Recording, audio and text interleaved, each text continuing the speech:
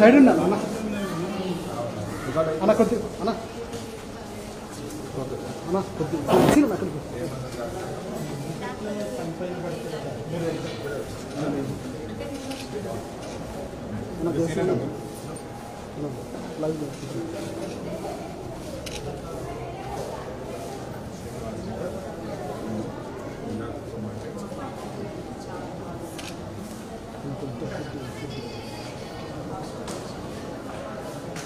Doctor అండి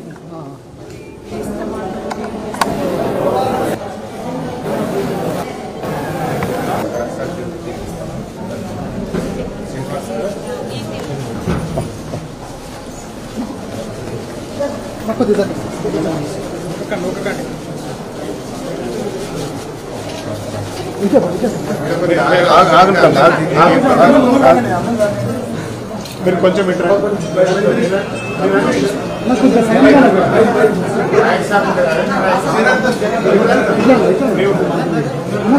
permission లేదు మీకు వాళ్ళు ఎందుకు వచ్చారు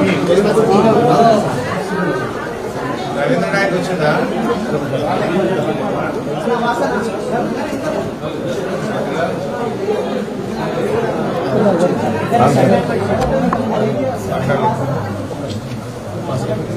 ఓకేనా నాకు ప్లేస్ జరుగుతుందమ్మా అన్న కొద్ది కనుక రా రాజు జరా నాకు రావట్లేదు మా డ్యూటీ డాక్టర్ ఉన్నారా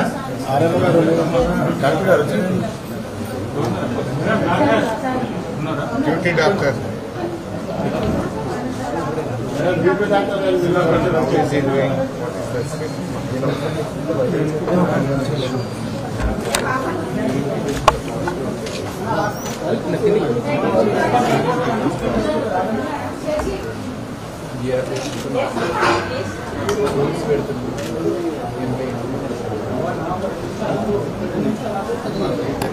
అన్న కొంచెం సార్ అన్న కొంచెం జరగండి సార్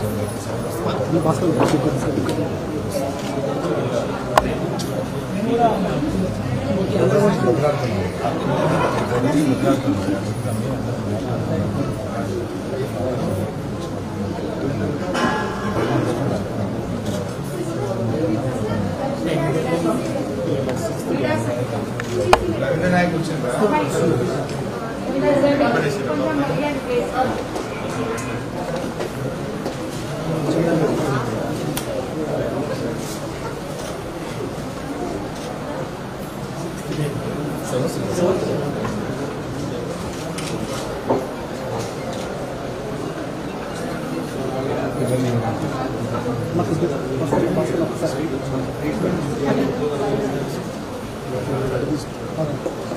కొంచెం సైడ్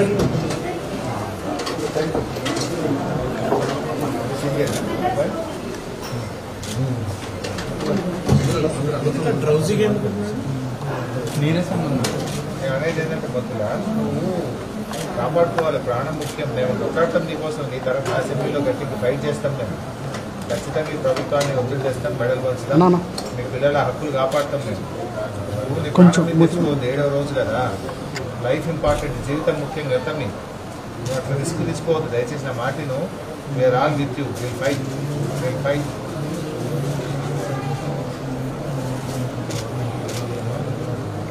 మాట్లాడలేదు బట్ కొట్లాడతాం తమ్మి అసెంబ్లీని స్తంభింపజేసిన అవసరం అయితే అసెంబ్లీ స్టార్ట్ అవుతుంది కొట్లాడతాం కదా వస్తుందన్న రావట్లేదు నీ ప్రేమ మొత్తం నేను కూడా లైవ్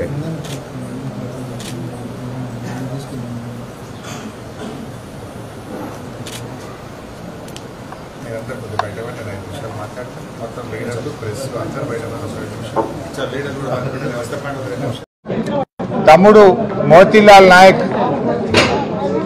7 రోజుల నుంచి ఆమరణ నిరాహార దీక్ష చేస్తూ ఉంటే ఈ రాష్ట్ర ప్రభుత్వానికి కనీసం చీమ గుట్టినట్టు కూడా లేకపోవడం చాలా దురదృష్టకరం.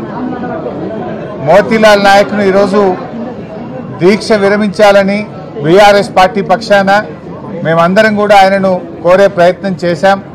కానీ మోతీలాల్ నాయక్ మాత్రం ఇది నా ఒక్కరి పోరాటం కాదు, తెలంగాణ రాష్ట్రంలో లక్షలాది మంది నిరుద్యోగుల పక్షాన నేను పోరాటం చేస్తూ ఉన్నాను. ఈ ప్రభుత్వం నిర్ణయం తీసుకునేదాకా కూడా దీక్ష విరమించను అని చెప్పి మోతీలాల్ నాయక్ గారు గట్టిగా చెప్పడం జరిగింది. కానీ మేము ఆయనను పదే పదే కన్విన్స్ చేసే ప్రయత్నం చేశాం. అందరం మీ వెంట ఉంటాం, కలిసి పోరాడదాం, ప్రాణం ముఖ్యం, తల్లిదండ్రులు నీకు లేరు, తండ్రి లేడు, తండ్రి లేని పిల్లడు, నీకు అనేక బాధ్యతలు ఉన్నాయి, దీక్ష విరమించాలని చెప్పి మేము చాలా రకాలుగా మోతీలాల్ నాయక్ను కన్విన్స్ చేసే ప్రయత్నం చేశాం. ఈరోజు ఈ ప్రభుత్వం ఎట్లా తయారైందంటే మొద్దు నిద్రపోతూ ఉంది. ఆ రోజేమో ఎన్నికల ముందు నిరుద్యోగుల మీద కపట ప్రేమ చూపించి నిరుద్యోగులను ఎన్నికల కోసం వాడుకొని ఎన్నికల ముందు హామీలు ఇచ్చి ఇప్పుడు ఎన్నికలై గద్దెనెక్కిన తర్వాత ఆ నిరుద్యోగుల గుండెల మీద దన్నుతా ఉంది రేవంత్ రెడ్డి ప్రభుత్వం. ఓడదాటేదాకా ఓడమల్లప్ప, ఓడదాటినాక బోడమల్లప్ప లెక్క నేటి కాంగ్రెస్ ప్రభుత్వం ఈ పార్టీ యొక్క పరిస్థితి తయారైంది. ఆనాడు నిరుద్యోగుల కోసం మరి ప్రొఫెసర్ కోదండరామ్ గారు కానీ, అదేవిధంగా రియాజ్ కానీ, బల్మూరి వెంకట్ కానీ, మురళీ గారు కానీ, రేవంత్ రెడ్డి గారు, బట్టి విక్రమార్క గారు, వీళ్ళందరూ అశోక్ నగర్లో కోచింగ్ సెంటర్ల చుట్టూ తిరిగారు, బస్సు యాత్రలు చేపించారు. రాహుల్ గాంధీ గారిని కూడా అశోక్ నగర్కి తెచ్చి మాటలు ఇప్పించారు, ప్రామిస్ చేపించారు నిరుద్యోగులకు. మరి ఏమైపోయింది? ఇలా మీకు మాత్రం ఉద్యోగాలు వచ్చినాయి, నిరుద్యోగులకు ఉద్యోగాలు రాలేదు. రేవంత్ రెడ్డికి ఉద్యోగం వచ్చింది, కోదండరామ్ గారికి ఉద్యోగం వస్తూ ఉన్నది, రియాజ్ గారికి ఉద్యోగం వచ్చింది, వెంకట్కు ఉద్యోగం వచ్చింది, మీకు ఉద్యోగాలు వచ్చినాయి, మల్లన్న గారికి వచ్చింది. కానీ నిరుద్యోగ యువతకు మాత్రం ఉద్యోగాలు రాలేదు. ఎందుకు మీ గొంతులు మూగబోయినాయని నేను అడుగుతా ఉన్నా. మన రాహుల్ గాంధీ గారు ఆ రోజు మీరు అశోక్ నగర్కి వచ్చి నిరుద్యోగ యువతకు మాట ఇచ్చారు. మేము 1,00,000 ఉద్యోగాలు, 2 లక్షల ఉద్యోగాలు ఏడాదిలోగా నియామకాల ప్రక్రియ పూర్తి చేస్తామన్నారు. 7 నెలలు అయింది, ఇప్పటి వరకు జాబ్ నోటిఫికేషన్ రాలేదు. మేము జాబ్ క్యాలెండర్ ఇస్తామని చెప్పారు, 2 లక్షల ఉద్యోగాలు సంవత్సరంలోగా నింపుతామని చెప్పి ఇవాళ 7 నెలలైనా జాబ్ క్యాలెండర్కు అతిగతి లేదు. రాహుల్ గాంధీ గారికి మా నిరుద్యోగుల బాధలు వినబట్టలేవా అని నేను అడుగుతా ఉన్నా. మా నిరుద్యోగులు ఇవాళ ఆమరణ నిరాహార దీక్ష చేస్తూ ఉంటే, పోరాటాలు చేస్తూ ఉంటే ఎందుకు రాహుల్ గాంధీ గారు పట్టించుకోరు? ఇవాళ ట్విట్టర్లో కూడా మా నిరుద్యోగులు రాహుల్ గాంధీకి ట్యాగ్ చేస్తూ మీ రేవంత్ రెడ్డికి చెప్పండి, ఆనాడు నువ్వు ఇచ్చిన మాట నిలబెట్టుకోండి అని చెప్పి రాహుల్ గాంధీకి ట్విట్టర్లో పోస్టులు చేస్తే కూడా మరి ఆయనకు చూడడం లేదా, కనబడడం లేదా, వినబడడం లేదా అని నేను అడుగుతా ఉన్నా. రాహుల్ గాంధీ గారు ఇప్పటికైనా చొరవ చూపి ఆనాడు అశోక్ నగర్లో నిరుద్యోగ యువతకు ఇచ్చిన మాట నిలబెట్టుకోవాలని రేవంత్ రెడ్డి ప్రభుత్వానికి డైరెక్షన్ ఇచ్చి ఇచ్చిన హామీలన్నీ నిలబెట్టుకోవాలని చెప్పి నేను రాహుల్ గాంధీ గారిని డిమాండ్ చేస్తా ఉన్నా. రేవంత్ రెడ్డి గారు ఆ రోజు రెచ్చగొట్టే ఉపన్యాసాలు ఇచ్చావు, నువ్వు అశోక్ నగర్కి వచ్చి మాట్లాడినావు, పబ్లిక్ మీటింగుల్లో మాట్లాడినావు, నిరుద్యోగ యువతను గ్రామాల్లోకి వెళ్ళి మీరు మాకు ఓట్లు వేయించండి, మేము రాగానే చిటికెట్లో ఒక్క చిటికేసి మీ పని చేపిస్తాను, ఒక్క సంతకంతో మీ పని చేపిస్తాను. ఏమైంది నీ సంతకం? ఏమైంది నీ చిటిక? ఎందుకు నిరుద్యోగుల యొక్క సమస్యలు పరిష్కరించడం లేదు? వాళ్ళు ఏమడుగుతున్నారు? ఏమైనా గొంతెమ్మ కోరికలు అడుగుతున్నారా? ఆనాడు మీరు అశోక్ నగర్కి వచ్చి ఆనాడు ఎన్నికల ప్రచారంలో మీరు ఏ హామీలు ఇచ్చారో ఆ హామీలు అమలు చేయమని అడుగుతున్నారు తప్ప కొత్త కోరికలు కోరడం లేదు, గొంతెమ్మ కోరికలు అసలే కోరడం లేదు. ఆ రోజు మీరే చెప్పారు మీరు జాబ్ క్యాలెండర్ ఇస్తామని. ఒకవైపు రేవంత్ రెడ్డి గారు, ఇంకొక వైపు బట్టి విక్రమార్క సంతకాలు పెట్టి బాండ్ పేపర్ల మీద రాసిచ్చారు. మీరు ఏమైనాయి మీ సంతకాలు? ఏమైనాయి మీ బాండ్ పేపర్లు? అసెంబ్లీలో ఆ రోజు ప్రతిపక్ష స్థానంలో ఉండి ఇదే బట్టి విక్రమార్క గారు 1:100 పరీక్ష పెట్టాలని అడిగారు. ఎందుకు పెట్టరు అని అడుగుతా ఉన్నా. అంటే ప్రతిపక్షంలో ఒక మాట, అధికారంలో ఇంకో మాట ఉంటుందా? ఆ రోజు ప్రొఫెసర్ కోదండరామ్ గారు ఇదే నిరుద్యోగులను రండి అని కాంగ్రెస్ పార్టీ ఆఫీస్కు తీసుకుపోయారు, బస్సు యాత్రలకు తీసుకుపోయారు, మేమున్నామని భరోసా ఇచ్చారు. అధికారం రాగానే మీ సమస్యలు పరిష్కరిస్తామన్నారు. ఇవాళ పోయి మా నిరుద్యోగ యువతి యువకులు మాట్లాడితే ఇది కాన్స్టిట్యూషనల్ బాడీ, ఏమీ చేయలేమని చేతులు ఎత్తుతున్నారు. ఆ రోజు మీకు తెలియదా? మీరు ప్రొఫెసర్ కదా, మీరు మేధావులు కదా, అయినా అది చేయడానికి అవకాశం ఉంది. గతంలో ఉమ్మడి ఆంధ్రప్రదేశ్లో వైఎస్ రాజశేఖర రెడ్డి గారు ముఖ్యమంత్రిగా ఉన్నప్పుడు ఇదే విధంగా నిరుద్యోగ యువత నుంచి డిమాండ్ వస్తే ఆ రోజు 1:100కు అవకాశం కల్పించారు. విడిపోయిన ఆంధ్రప్రదేశ్ రాష్ట్రంలో మొన్నటిదాకా ఉన్న జగన్మోహన్ రెడ్డి గారి ప్రభుత్వం కూడా 1:100 అక్కడ నిరుద్యోగ యువత డిమాండ్ మేరకు మరి నోటిఫికేషన్ ఇచ్చిన తర్వాత కూడా వారు కూడా అక్కడ చేయడం జరిగింది. మరి ఉమ్మడి ఆంధ్రప్రదేశ్లో సాధ్యమైనప్పుడు, కొత్తగా ఏర్పడ్డ ఆంధ్రప్రదేశ్లో సాధ్యమైనప్పుడు మన రాష్ట్రంలో ఎందుకు సాధ్యం కాదో రేవంత్ రెడ్డి గారు సమాధానం చెప్పాలి, కోదండరామ్ రెడ్డి గారు సమాధానం చెప్పాలని చెప్పి నేను డిమాండ్ చేస్తాను. ఇలా ప్రజాపాలన అన్నారు మీరు. ప్రజాపాలన అంటే ఇదేనా? మా నిరుద్యోగ యువకులు ప్రజాభవన్కు వెళ్ళి చిన్నారెడ్డి గారి కాళ్ళు పట్టుకున్నా వీళ్ళకి కనికరం రాదు. చిన్నారెడ్డి గారు మరి మాట్లాడతా అని చెప్పిండి, ఏమైపోయింది? నీ ప్రజాపాలన, నీ ప్రజాభవన్ ఇదేనా అని నేను అడుగుతా ఉన్నా. ఇలా మా యువకులు ఎవరైనా ట్విట్టర్లో పోస్ట్ చేస్తే, సోషల్ మీడియాలో పోస్ట్ చేస్తే భయభ్రాంతులకు గురి చేస్తున్నారు. నీ నంబర్ కౌంట్ అవుతున్నది, నువ్వు పోస్ట్ చేసినావు, నీ సంగతి చెప్తాం, నీ మీద కేసులు పెట్టమని ఇలా నిరుద్యోగ యువకులను భయభ్రాంతులకు గురి చేస్తున్నారు. అంటే పిల్లల్ని బెదిరించడం, పోస్టులు డిలీట్ చేయమనడం, ధర్నాలు చేస్తే, హక్కుల కోసం పోరాడితే, మీరిచ్చిన హామీల కోసం ప్రశ్నిస్తే ఆ పిల్లల్ని బెదిరించడమే ప్రజాపాలన అని నేను అడుగుతా ఉన్నా. ఇదేం పద్ధతి అని అడుగుతా ఉన్నాం. ఇవాళ పిల్లలు అడుగుతున్నటువంటిది కేవలం న్యాయమైన డిమాండ్లు అడిగారు. ఆ రోజు మీరు ఇచ్చిన హామీల గురించి అడుగుతా ఉన్నారు. మొట్టమొదటి డిమాండ్ పిల్లలు అడుగుతున్నది, మీరు ఇచ్చిన హామీ ప్రకారం 2 లక్షల ఉద్యోగాలకు తక్షణమే జాబ్ క్యాలెండర్ విడుదల చేయాలని చెప్పి మేము నిరుద్యోగ యువతీ యువకుల పక్షాన ఈ ప్రభుత్వాన్ని డిమాండ్ చేస్తూ ఉన్నాం. రెండవది, ఈరోజు గ్రూప్ 1 ఎగ్జామ్స్లో మరి గత ప్రభుత్వాలు ఇచ్చిన విధంగా మీరిచ్చిన హామీ మేరకు 1:100కు మెయిన్స్ పరీక్షకు పిల్లలకు అనుమతించాలని చెప్పి డిమాండ్ చేస్తూ ఉన్నాం. మూడవది, గ్రూప్ 2, గ్రూప్ 3లో ఆ రోజు మీరు పోస్టుల సంఖ్య పెంచుతామన్నారు.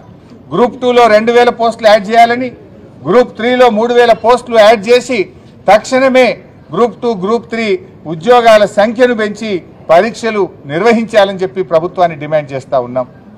నాలుగో విషయం, ఆ రోజు జీవో 46 రద్దు చేసి తీర్తామని మీరు హామీ ఇచ్చారు పిల్లలకు. మరి ఇవాళ ఎందుకు చేస్తలేరు? మరి ఆనాడు మీరు ఎమ్మెల్యేలుగా ఉన్నారు, ప్రజాప్రతినిధులుగా ఉన్నారు. ఆ రోజు జీవో 46 రద్దు చేస్తాం మా ప్రభుత్వం రాగానే అన్నారు. ఇవాళ ఎందుకు చేయడం లేదు? 7 నెలలైనా జీవో 46 గురించి ఎందుకు నోరు మెదపడం లేదు? ఇచ్చిన హామీ నిలబెట్టుకోవాలని చెప్పి కాంగ్రెస్ ప్రభుత్వాన్ని నేను డిమాండ్ చేస్తూ ఉన్నా. అదేవిధంగా డిఎస్సి, మీరు ఆ రోజు 25,000 ఉపాధ్యాయ ఉద్యోగాలు ఖాళీగా ఉన్నాయి. మేము రాగానే 25,000 ఉపాధ్యాయ ఉద్యోగాలతో మెగా డిఎస్సికి నోటిఫికేషన్ ఇస్తామన్నారు. ఎందుకు మరి 11,000 ఇచ్చారు? ఇచ్చిన మాట ప్రకారంగా మరో 14,000 ఉద్యోగాలు పెంచి ఆ 25,000 ఉద్యోగాలు ఉపాధ్యాయ ఉద్యోగాలను భర్తీ చేయాలని చెప్పి నేను ప్రభుత్వాన్ని డిమాండ్ చేస్తూ ఉన్నా.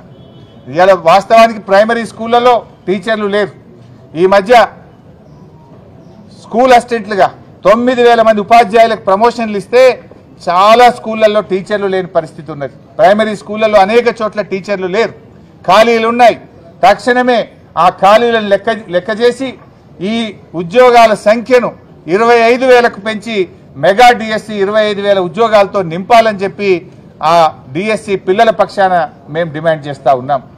నిరుద్యోగ భృతి అన్నావు, రాగానే 4,000 రూపాయలు నిరుద్యోగ భృతి ఇస్తా అన్నావు. ఏమైంది నిరుద్యోగ భృతి? ఎందుకు మాట్లాడతలేవు? రాహుల్ గాంధీ గారు ఎందుకు నిరుద్యోగ భృతి ఇవ్వమని రేవంత్ రెడ్డి గారికి చెప్పడం లేదు అని నేను అడుగుతా ఉన్నా. మొన్న వచ్చి రాహుల్ గాంధీ గారు 6 గ్యారంటీల్లో 5 అమలైపోయినాయని ఎన్నికల్లో ప్రచారం చేశాడు. ఎక్కడైనా ఒకసారి రివ్యూ చేయండి. నిరుద్యోగ భృతి ఎక్కడొచ్చిందో చెప్పండి. తక్షణమే ఈ రాష్ట్రంలో ఉండే నిరుద్యోగ యువతీ యువకులకు ఇచ్చిన హామీ ప్రకారంగా 4,000 నిరుద్యోగ భృతి ఇవ్వాలని మేము డిమాండ్ చేస్తూ ఉన్నాం. ఇలా తమ్ముడు మోతీలాల్ ఆరోగ్యం బాగా క్షీణిస్తూ ఉంది, కిడ్నీలో నొప్పి వస్తూ ఉంది అంటున్నారు, ఛాతీలో నొప్పి వస్తూ ఉందని తమ్ముడు చెప్తా ఉన్నాడు. ఒకవేళ మోతీలాల్ ఆరోగ్యానికి ఏదైనా జరిగితే ఈ ప్రభుత్వమే బాధ్యత వహించాలని చెప్పి కూడా నేను హెచ్చరిస్తా ఉన్నా. ఇన్ని రోజులైనా 7 రోజుల నుంచి నిరాహార దీక్ష చేస్తే ప్రభుత్వం నుంచి ఎందుకు మంత్రులు మాట్లాడారు? ఎందుకు ముఖ్యమంత్రి గారు స్పందించారు? ఏమైంది? ఆనాడు ఉద్యమాలని చెప్పి ఈ పిల్లల్ని ఎన్నికల్లో వాడుకున్నటువంటి మేధావులు, నాయకులు ఇవాళ ఎక్కడ పోయిందో అని నేను అడుగుతా ఉన్నా. మోతీలాల్ ఆరోగ్యం మీకు పట్టదా? మోతీలాల్కి ఏదైనా జరిగితే ఎవరు బాధ్యత వహించాలి? ఎందుకు మీరు ప్రభుత్వం తరఫున కనీసం వచ్చి ఈ యువతులతో చర్చలు జరిపి వాళ్ళ న్యాయమైన కోరికలను ఎందుకు పరిష్కరించరు అని నేను అడుగుతా ఉన్నా.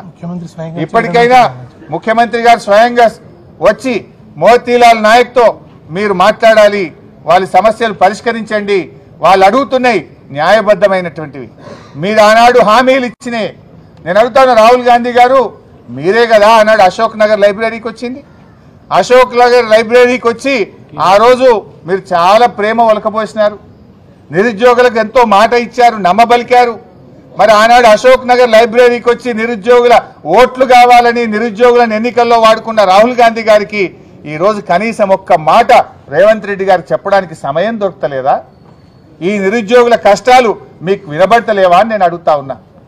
ఆనాడు మాత్రం మీరు తిరుగుతారు, అశోక్ నగర్ లైబ్రరీకి వస్తారు, ఛాయలు తాగుతారు, అశోక్ నగర్లో మన కోచింగ్ సెంటర్ల చుట్టూ తిరుగుతారు, జిల్లాలో లైబ్రరీల చుట్టూ తిరుగుతారు, బస్సులు ఇచ్చి బస్సు యాత్ర చేపించి ఓట్లు డబ్బలేయించుకుంటారు. ఇవాళ గద్దెనెక్కిన తర్వాత గుండెల మీద దంతరా? ఇదేనా మీ నీతి? ఇదేనా మీ ప్రభుత్వ పనితీరు? ప్రజాపాలన అంటే ఇదేనా? పిల్లల్ని బెదిరించడం, ఇచ్చిన హామీలు మర్చిపోవడం, ఎవరైనా ప్రశ్నిస్తే వాళ్ళ మీద అక్రమంగా కేసులు పెట్టడం. ఇవాళ దయచేసి ఇప్పటికైనా ఇవి మానుకోండి, ఇచ్చిన హామీలు నిలబెట్టుకోండి. తక్షణమే ముఖ్యమంత్రి గారు, ఈ రాష్ట్ర ప్రభుత్వం ఈ నిరుద్యోగ యువతి యువకులతో చర్చలు జరిపి ఇచ్చిన హామీలు అమలు చేయాలని చెప్పి మేము డిమాండ్ చేస్తా ఉన్నాం. రేపు అసెంబ్లీ సమావేశాలు ఎప్పుడు ప్రారంభమైనా ఈ ప్రభుత్వం మీద ఒత్తిడి తెస్తాం, అసెంబ్లీని స్తంభింపజేస్తాం. నిరుద్యోగ యువతి యువకులకు ఇచ్చిన మాట నిలబెట్టుకునేదాకా ఎంతవరకైనా తెగించి బీఆర్ఎస్ పార్టీ ఈ నిరుద్యోగ యువతి యువకుల పక్షాన నిలబడుతుంది. వీళ్ళ న్యాయబద్ధమైన ఈ కోరికలు, ఈ హామీలు అమలయ్యేదాకా పూర్తి అండగా ఉంటాం. దయచేసి మీరు కూడా మరి దీక్ష విరమించాలని మోతీలాల్ నాయక్ గారిని ఈరోజు మీడియా పరంగా కూడా ఆయనకు విజ్ఞప్తి చేస్తా ఉన్నా. లోపల కూడా దాదాపు 15 నిమిషాలు ఆయనను దీక్ష విరమించడానికి కన్విన్స్ చేసే ప్రయత్నం నేను కానీ, మా దేశపతి సీనన్న, లక్ష్మారెడ్డి ఎమ్మెల్యే గారు, రవీంద్ర నాయక్ ఎక్స్ఎమ్మెల్యే గారు, ఎర్రోళ్ళ శ్రీనివాస్ గారు, మా తమ్ముడు శ్రీను అందరం కూడా ప్రయత్నం చేసినాం. కానీ ఆయన చాలా గట్టిగా, అన్న ఈ ప్రభుత్వం దిగాల్సిందే, న్యాయం జరగాల్సిందే, ఇది నా కోసం కాదు లక్షలాది మంది నిరుద్యోగుల కోసం నేను దీక్ష చేస్తున్నా అని చెప్పి ఆ తమ్ముడు చాలా గట్టిగా ఉన్నాడు. అందువల్ల తమ్మునికి ఏమైనా కాకముందే తక్షణమే ప్రభుత్వం స్పందించాలి, ముఖ్యమంత్రి దిగి రావాలి, ప్రభుత్వం చర్చలు జరపాలని చెప్పి కోరుతా ఉన్నా. పెద్దలు కోదండరామ్ సార్ కూడా నేను కోరుతా ఉన్నా, మీకు ఇవాళ ఎంతో గౌరవం ఉండే, మరి ఆ గౌరవాన్ని మీరు నిలబెట్టుకోండి. ఆ రోజు మీరు పిల్లల దగ్గరికి పోయారు, ఇవాళ పిల్లలు మీ ఇంటికి వస్తే కూడా మీరేమన్నారట, నాది పోస్ట్ మ్యాన్ జాబు అంటున్నారట. మీరు ఇది మీకు తగునా అని నేను అడుగుతా ఉన్నా. దయచేసి ప్రభుత్వం మీద ఒత్తిడి పెంచాలి, ఈ పిల్లల పక్షాన మీరు బాధ్యత తీసుకోవాలి. ఈ పిల్లల యొక్క న్యాయబద్ధమైన హక్కులు వాటిని ఈ ప్రభుత్వం చేత అమలు చేసే బాధ్యత పెద్దలు కోదండరామ్ గారు తీసుకోవాలని చెప్పి కూడా నేను మీడియా పరంగా వారికి కూడా విజ్ఞప్తి చేస్తా ఉన్నా.